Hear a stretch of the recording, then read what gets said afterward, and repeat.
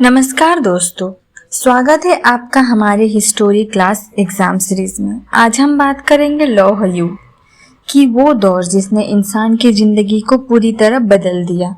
तमिलनाडु की खुदाइयों से लेकर हित्ती सभ्यता तक और वेदों में दर्ज लोहे के उल्लेख तक हर जगह इसका असर दिखाई देता है। कृषि हो, युद्ध हो या फिर धार्मिक अनुष्ठान, लौह युग ने मानव सभ्यता को नई दिशा दी। तो चलिए शुरू करते हैं रोचक सफर जो आपके यूपीएससी, पीएससी, यूजीसी नेट और रेलवे एग्जाम के लिए बहुत ही महत्वपूर्ण है। तो चलिए शुरू करते हैं। लौह युग, पहला पॉइंट है हमारा तमिलनाडु। तमिलनाडु में अदिचनलूर नामक स्थान से पूर्व ऐतिहासिक काल की समाधियों के साथ लोहे के उपकरण भी प्राप्त हुए हैं। तमिलनाडु के अदिचनलूर नामक स्थान में एक समाधियों के साथ मतलब कब्रिस्तान में लौह के बहुत ही उपकरण मिले हैं। दूसरा पॉइंट है हमारा तमिलनाडु में पेरुम्बर से मृद भांडों के साथ लौह सामग्री भी मिले हैं। तमिलनाडु के पेरुम्बर एक जगह है जहाँ से मृद भांडों के साथ लौह सामग्री मिले हैं। सर्वप्रथम हित्ती नामक जाति जो एशिया माइनर में 1800 से 1200 ईसा पूर्व के लगभग शासन करती थी ने ही 1300 ईसा पूर्व में लोहे का प्रयोग किया था। तो हित्ती नामक जाति ने सबसे पहले, जो एशिया माइनर में 1800 से 1200 ईसा पूर्व में शासन करता था, यह हित्ती नामक जाति, उन्होंने ही सबसे पहले लोहे का प्रयोग किया।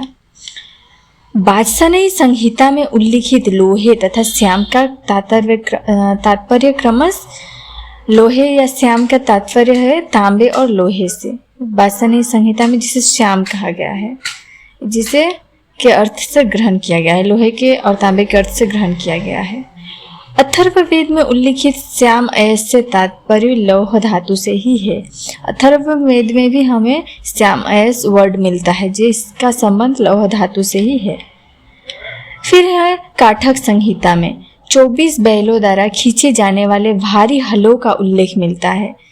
मतलब हलों का उल्लेख मिलता है। हल किससे बनते हैं? भले ही हल का ज्यादातर पार्ट काठ का हो, लेकिन हल जो होता है उसका मेन पार्ट क्या है? लोहे का बनता है। तो काठक संहिता में हमें बोला गया है कि 24 बैलों द्वारा खींचे जाने वाले हलों का मतलब फार्मिंग में, एग्रीकल्चर में ये यूज होता था। इस प्रकार साहित्यिक प्रमाणों के आधार पर यह निष्कर्ष निकाला जाता है कि उत्तर वैदिक काल में ईसा पूर्व 8वीं सदी में भारतीयों को लोहे का ज्ञान प्राप्त हो गया था। तो भारतीयों को लोहे का ज्ञान कब प्राप्त हुआ? ईसा पूर्व 8वीं सदी में भारतीयों को लोहे का ज्ञान प्राप्त हुआ। इस काल के लोग एक विशिष्ट प्रकार के बर्तन का प्रयोग करते थे जिसे चित्रित धूसर गैरिक मृदभांड यानी पेंटेड ग्रेवेर कहा जाता है। लौह युग के लोग कौन से बर्तन यूज करते थे? चित्रित धूसर मृदभांड यानी पेंटेड ग्रेवेर जिसे बोला जाता है। फिर हमें मिलता है अतरंजी खेड़ा के खुदाई में धातु शोधन करने वाली भट्टियों के अवशेष मिले हैं। अतरंजी खेड़ा से जो खुदाई हुआ है वहां से क्या धातु शोधन करने वाली भट्टियों के अवशेष मिले हैं। उसके बाद दक्षिण भारत की जो बृहद पाषाणिक या महापाषाणिक कब्र मिले हैं कि खुदाई से लोहे के औजार प्रचुरता से मिले हैं, जो इस बात का घोतक है कि दक्षिण भारत के लोग लोहे का ज्ञान 1000 ईसा पूर्व में हो गया था। मेगालिथ मतलब बड़े बड़े महापाषाणिक कब्रों मतलब बड़े बड़े कब्रों की खुदाई हुई है, जिससे पता चलता है कि वो 1000 ईसा पूर्व में ही दक्षिण भारत के लोगों को लोहे का ज्ञान हो गया था। महापाषाण काल के लोगों की कब्रों में को ही महापाषाण मेगालिथ कहा जाता है। या तो आप जानते ही हैं कि महापाषाण काल के लोगों के जो कब्रें हैं, महापाषाण मेगालिथ जो मिला है उसे ही मेगालिथ कहा जाता है।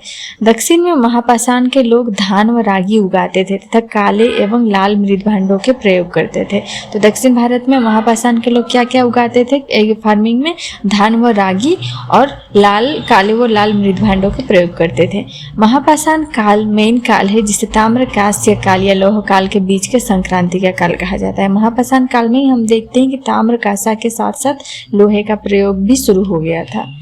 लौह प्रयोक्ता संस्कृति के प्रमुख स्थल, लौह कहाँ से सबसे ज़्यादा मिला है? चित्रित धूसर मृदभांड संस्कृति जो मिला है सिंधु गंगा विभाजक तथा ऊपरी गंगा घाटी में।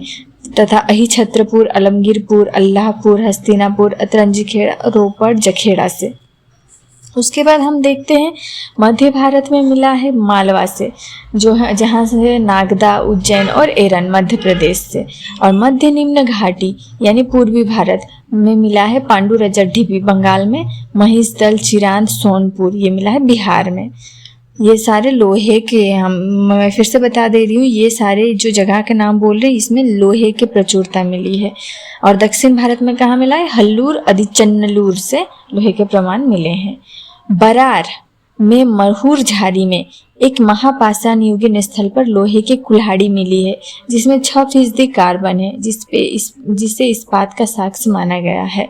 तो बरार के मरहूर झारी से मिला है क्या मिला है? कुल्हाड़ी मिली है, जिसमें 6% कार्बन है, जिसे क्या पता चलता है कि इस्पात कैसे बनता है? स्टील यानी लोहे और तांबे को मिला के इस्पात का साक्ष्य माना गया है। हल्लूर से तीरों और भालों के लोहे के सिर मिले हैं, हल्लूर से मिला है तीरों और भालों के लोहे के सिर। और जखेड़ा लास्ट है हमारा, जखेड़ा से लोहे का बना हल का फाल मिला है। जखेड़ा से क्या मिला है? लोहे का बना हल का फाल मिला है। तो आज इतना ही। लौह युग के मोस्ट इम्पॉर्टेंट टॉपिक हमने पढ़ लिया है। ये बहुत ही इम्पॉर्टेंट है हर एक एग्ज़ाम के लिए, चाहे वो यूपीएससी हो, पीएससी हो, यूजीसी नेट हो या फिर अदर्स कॉम्पिटिटिव एग्ज़ाम हो। तो इसे आप दोहराते रहिए, पढ़ते रहिए, बहुत ही इम्पॉर्टेंट है और आपको हेल्प मिलेगी हर एक एग्ज़ाम को क्वालिफाई करने के लिए। तो आज इतना ही। नेक्स्ट हम लोग पढ़ेंगे ताम्रपाषाण युग। तो आज के लिए इतना ही। नमस्कार आप सभी को।